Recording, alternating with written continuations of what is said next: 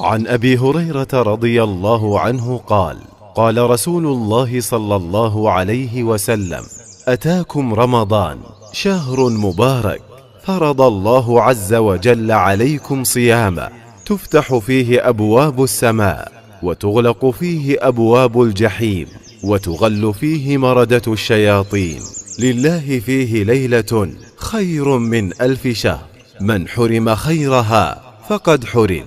رواه النسائي. waxa uu wariyay Abi Hurayra radiyallahu anhu inuu nabiga yiri sallallahu alayhi wa sallam waxa idin yimid Ramadaan oo ah bil barakaysan, waxa alla idinku waajib yeelay inaad soontaan bishaan. waxa bishaan gudaheeda la furayaa albaabada samada, waxaana la xirayaa albaabada naarta, waxa la silsiladeenayaa shayaadiinta kuwooda maradada ah, yacni kuwooda ugu sharta badan. waxaana ku jirta bishaan habeen ka khayr badan 1000 bilood.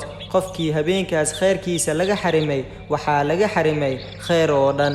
waxaa soo saaray Nasaa'i waxaana tasxiixiyay Albani.